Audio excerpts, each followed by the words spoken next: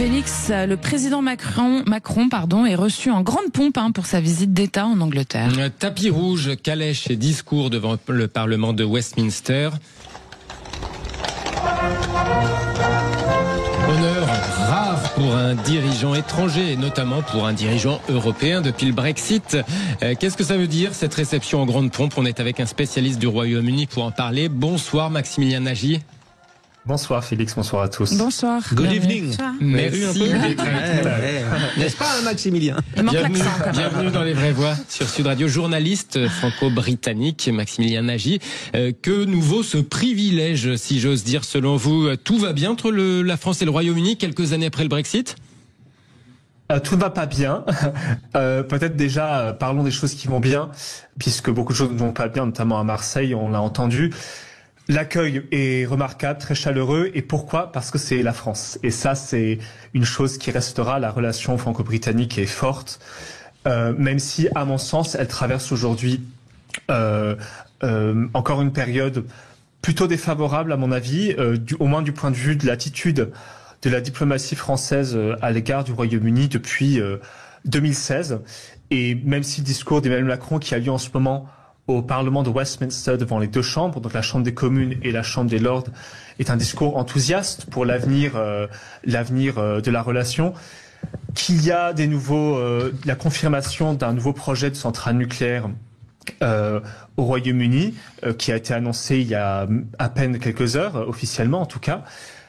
Bon, n'oublions pas que pour l'instant, si on écoute la diplomatie française, le sujet reste que le Royaume-Uni est sorti de l'Union européenne et que les attitudes demeurent que, parce qu'ils sont sortis, parce qu'ils ont fait un choix souverain, eh bien, au fond, ils sont différents de nous maintenant, et ils doivent être traités comme un membre extérieur. Cette attitude un peu négative n'est pas très constructive, et malheureusement, elle continue de se faire voir dans plusieurs domaines, notamment les négociations sous l'accord de défense, par exemple. Vous parlez des sujets qui fâchent, allons-y. Il y a eu aussi un peu de difficultés. Alors, le dernier match de rugby entre ministres de l'Intérieur sur la question migratoire. Il y a eu des petits échanges d'amabilité aussi ces derniers mois ou années.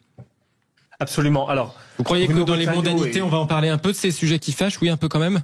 Maintenant, ils crèvent les bateaux, donc ça va, non? Pardon. Excusez-moi. Non, oui, oui. Ouais, c'est pas votre meilleur. Non. Bon, d'accord. Allez-y. Merci. Bon, Bruno Retailleau et son homologue Yvette Cooper se sont retrouvés plusieurs fois depuis le mois de novembre pour parler de cette fameuse question de la traversée de la Manche, des migrants illégaux, donc qui sont des dizaines de milliers au minimum à vouloir traverser la Manche pour rejoindre l'Angleterre et le Royaume-Uni. Il y a des chances, mais on n'est pas sûr. C'est bien le problème d'annoncer des accords à l'avance, qu'il y ait un nouvel accord franco-britannique sur ce sujet jeudi où il y a le sommet franco-britannique, le deuxième sommet depuis 2023. Alors, en 2023, et c'est là où le bilan n'est pas très positif, à mon sens, de la part de la France, c'est que le gouvernement britannique s'est engagé à verser 490 millions de livres, donc on est aux alentours de 600 millions d'euros sur 3 années, et que les chiffres de traversée, cette année en particulier, ont connu une explosion. On est à plus de 21 000 aujourd'hui, on était à moins de 16 000 l'année dernière à la même période. Donc la question, évidemment, c'est qu'a fait jusqu'à maintenant le ministère de l'Intérieur et le président, bien sûr, pour régler la question?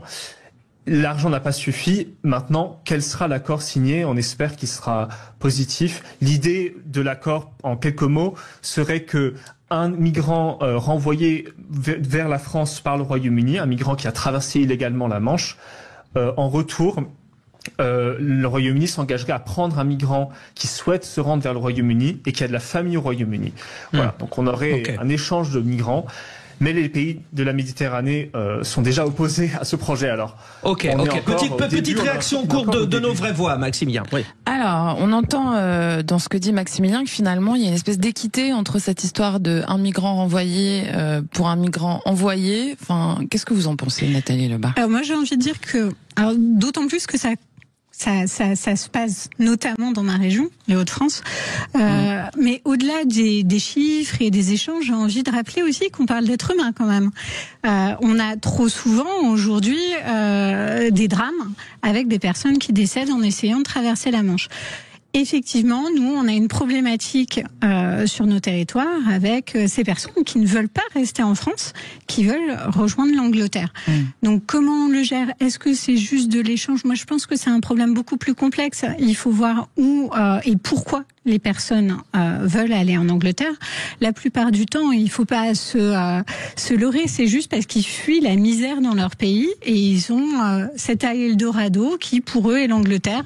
Certains parce qu'ils ont de la famille, des amis ou des exemples en tête. Très rapidement, Pierre-Yves Martin. Oui, moi je voulais rebondir sur vos propos. Je vous trouve un peu sévère avec la France. Parce que sur le sujet de l'immigration, alors moi les 600 millions d'euros, je les ai jamais vus. J'avais plutôt en tête 15 millions d'euros par an. Mais bon, c'est pas vraiment le même montant. Et je trouve que l'Angleterre, le Royaume-Uni a fait preuve d'une bonne ingéniosité en mandatant la France et en signant un partenariat avec la France en disant c'est à la France de gérer ça et on va la payer X euros par an. Et je pense aussi que vous avez évoqué le sujet de la diplomatie, de la posture de la diplomatie française depuis 2016.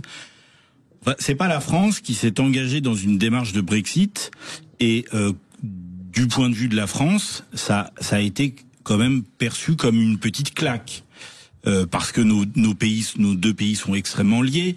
Parce que même si on se chamaille beaucoup, on s'apprécie beaucoup et on sait ce que l'on doit à l'autre, notamment pour la France par rapport à la Seconde Guerre mondiale. Donc j'aurais été plus rond et plus policé sur ces aspects-là. Ainsi va le débat sur Sud Radio. Voilà, merci Maximilien Nagy. On rappelle que vous êtes journaliste franco-britannique. Merci beaucoup Félix Mathieu pour cette info en plus.